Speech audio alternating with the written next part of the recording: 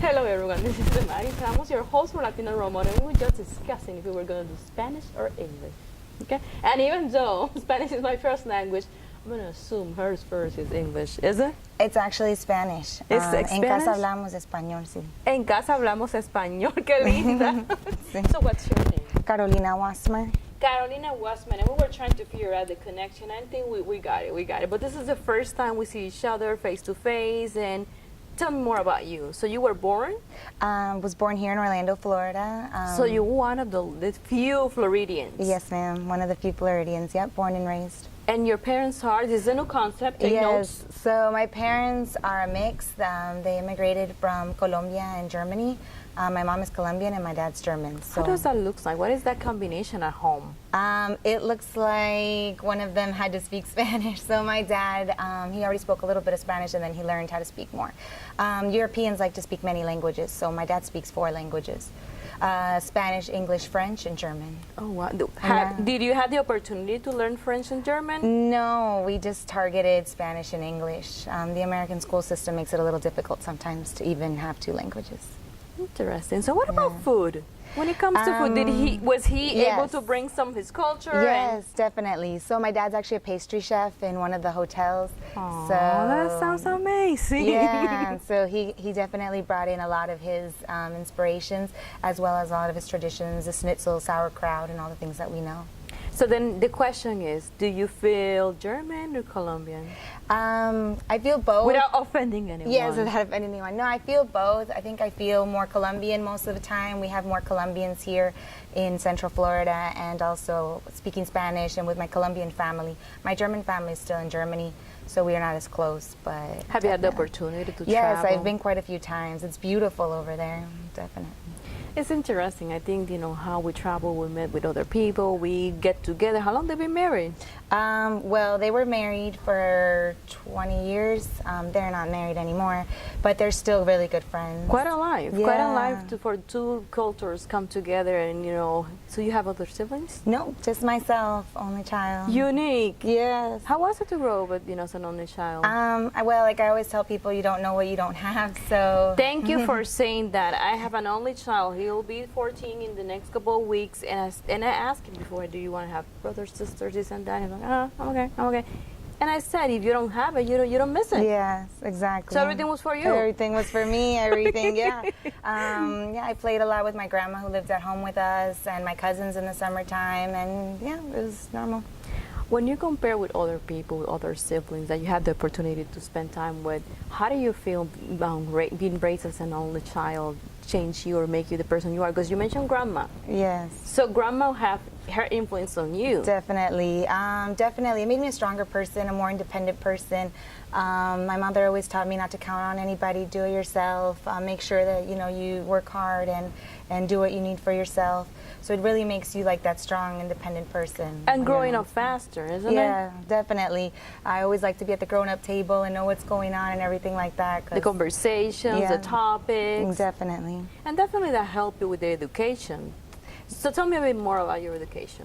My education, so I went to public school here in Central Florida, and then I went to Valencia Community College. How was that? Because I want to understand a little bit more of going first to Valencia and then transferring to a major university. Yes, so I did the Direct Connect. Was just kind of starting out back then, and you could pick whatever you'd like to do. You can do your associates in whatever you'd like, and then you could transfer to UCF in whatever program you get accepted into. So it doesn't have to connect the programs. So I did mine in public relations and communications, and then I transferred to political science at UCF. Why political science? Well, during that time, I'm of the generation where the economy got really difficult and PR was kind of a difficult field.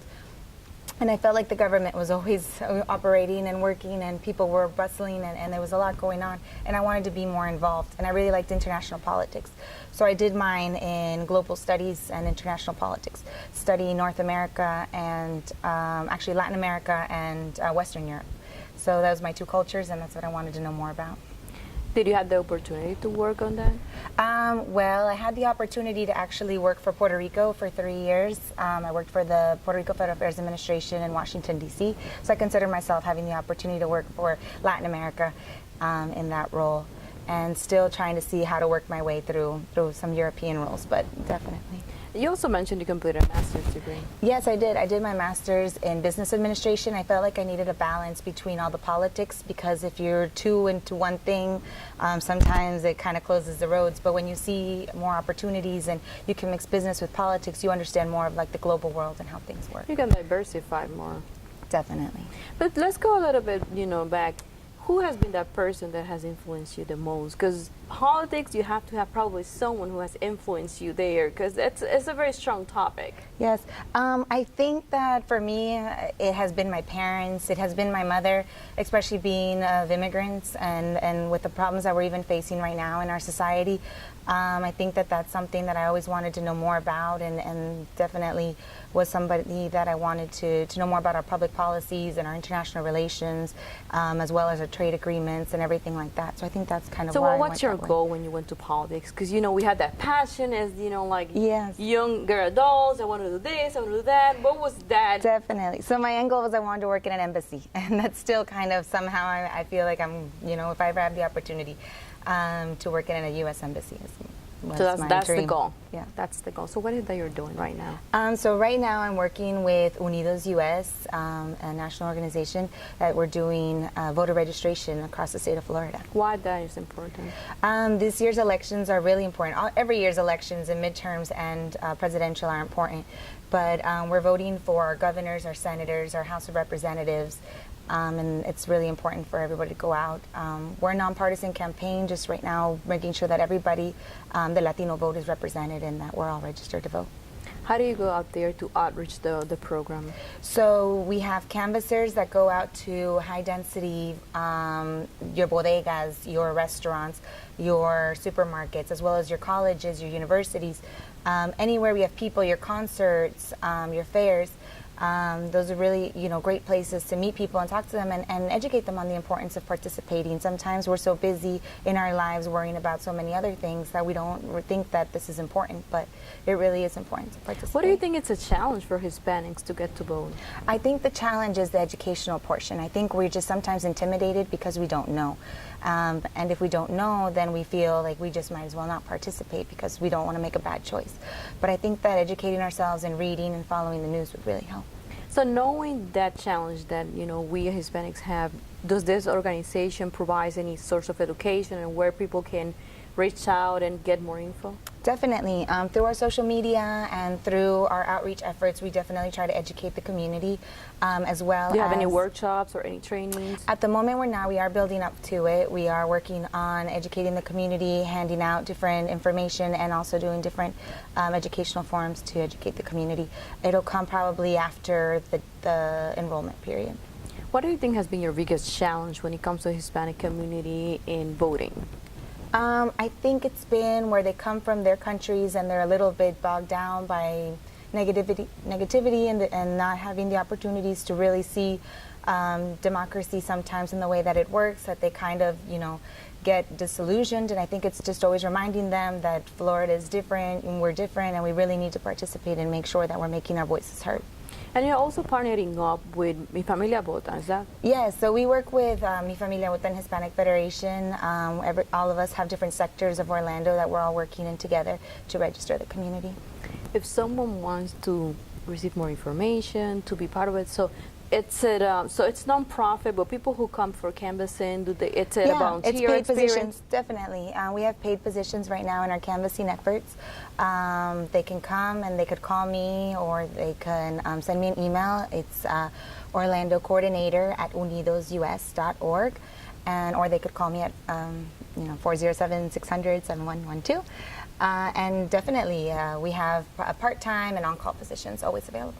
What is your role with the organization right now? So I'm the coordinator right now. So and as a coordinator, As a coordinator, I make sure that we do quality control as well as our organizers. They make sure that the canvassers go out to the field, that they know what turf they're supposed to be in, what locations, what restaurants, and then I make sure that the operations of the organization is going correct. Like right now, I manage a community center, so you will come for events that we have. You set up a table, you talk to people. Yep, we set up a table, we talk to people, we register them to vote. There's 12 important questions that you have to make sure you fill out on the form. What are those? So it's, are you a new registering, or are you updating your information? Are you a U.S. citizen is the first one. You must be a U.S. citizen. You can't be a convicted felon, and you have to make sure that your rights haven't been taken away for any mental incapacitation by the state. Then you need your last name, your first name, your address. Then you need your phone number, would always be helpful, so we make sure that you have all your information correct. Your party affiliation is important right now because the primaries in Florida are closed primaries, so it's important that you pick a party so you can participate.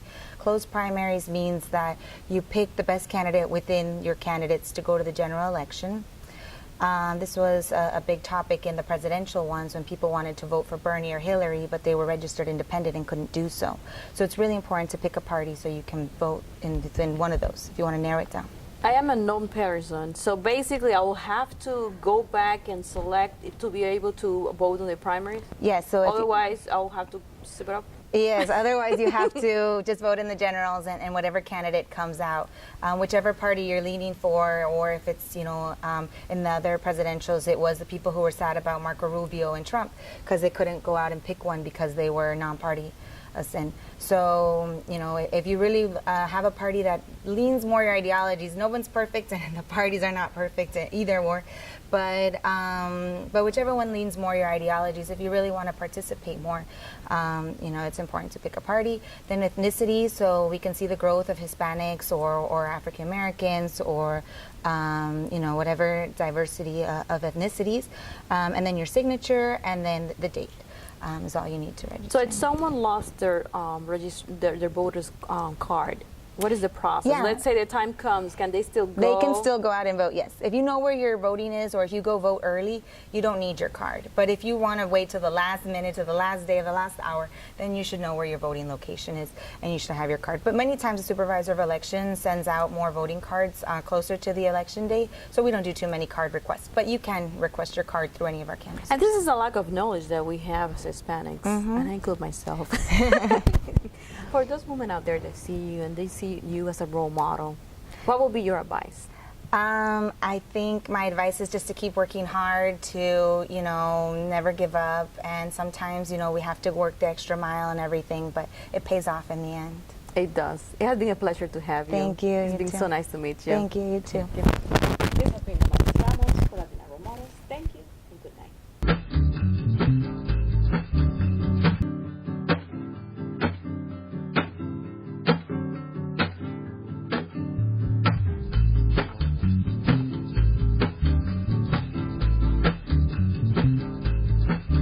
They see you as a role model. What will be your advice? I think my advice is just to keep working hard, to, never give up. And sometimes, we have to work the extra mile and everything, but it pays off in the end. It does. It has been a pleasure to have you. Thank you. It's You been too. so nice to meet you. Thank you. You too. This has been